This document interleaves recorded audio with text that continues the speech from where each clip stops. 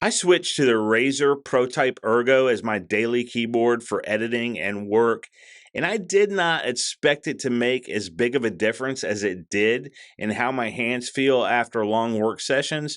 But there was one thing about my setup that I had to completely rethink, especially coming from Apple's Magic Keyboard. I'll show you exactly what I mean, what surprised me about this keyboard, and if it's actually worth it if you spend hours typing or editing every day. Now, it's designed for long typing sessions, editing work, productivity focused setups, and of course, gamers. You get a split ergonomic layout, adjustable tilt, built in wrist rest, wireless connectivity, and of course, full customization.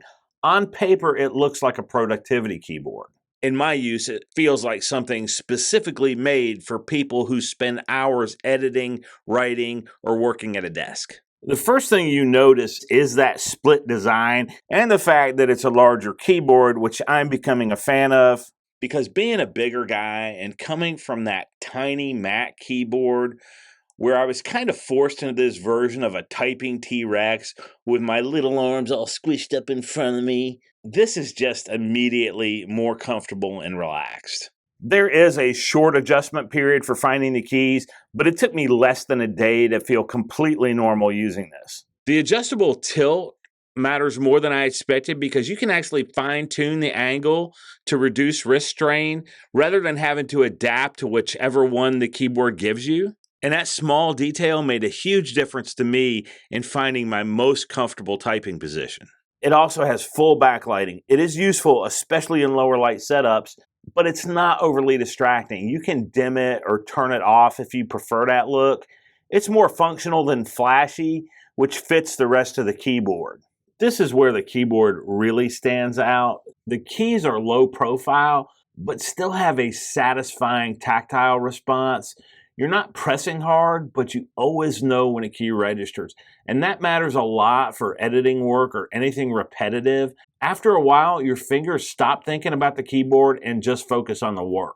There's also a subtle concave key shape that helps guide your fingers naturally, which helps reduce small mistakes and really allows you to type a little bit faster. I'm not going to claim that it's made me significantly faster because I am the ultimate hunt and peck typer for sure. But the reduction in mistakes is noticeable and it has sped me up some. This keyboard is not just about comfort though. It's also built for workflow. You get Bluetooth, 2.4 gigahertz wireless, and USB-C connectivity.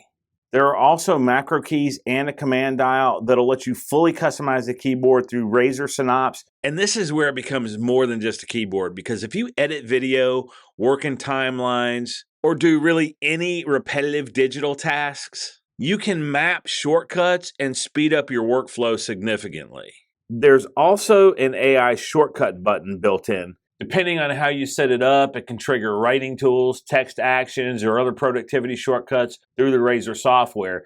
That's one of those features that can be really useful if it fits your particular workflow, but it is optional. So if it's not something you're going to use, you're not forced into it. Battery life was something that I was a little concerned about coming from Apple's Magic Keyboard because the battery life on that keyboard is really outstanding. I almost never have to charge it. I've had it for about a week and I have not run into any kind of connection issues at all using the Bluetooth or the wireless dongle.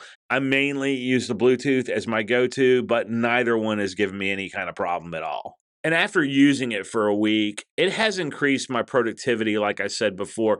But I have to say the biggest difference is not the speed. It's fatigue. My wrists feel noticeably more relaxed compared to this small flat keyboard. The built-in wrist strap helps a lot. It's soft, it's stable, and it supports long sessions, and it doesn't feel like an afterthought to the keyboard. This is the kind of keyboard that you don't fully appreciate until you go back and try to use a normal one. There's really only one limitation that I've run into with this Razer keyboard, and it's really not a Razer issue. It's an Apple ecosystem thing, and I almost don't feel fair in mentioning it in the video. However, if you're buying this product to use with a Mac and you don't already know this, it will probably make a difference to you. I personally rely heavily on Touch ID with my Apple Magic Keyboard for logins and security prompts.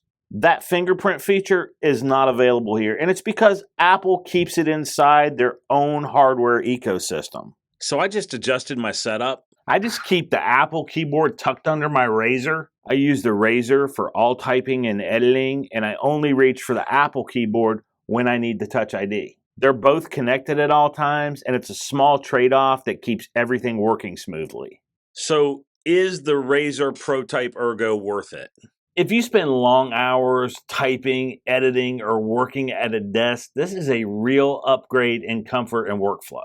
The ergonomic design makes a noticeable difference. The typing feel is excellent. And the customization options actually add value if you use them. Once you get used to it, going back to a standard keyboard feels like a non-starter. So for me, this thing is staying on my desk. So if you've been dealing with a subpar keyboard and you've been looking for a new one and this video helped you out, it'd be really nice if you could subscribe.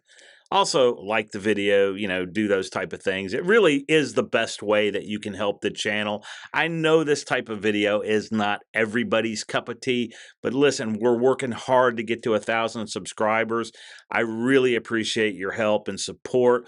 Also, if you are looking for one of these keyboards, I'll link it down below in the description. That is an affiliate link. It also helps the channel at no extra cost to you. I really appreciate it when you use those. Thanks for watching, and I'll see you in the next one.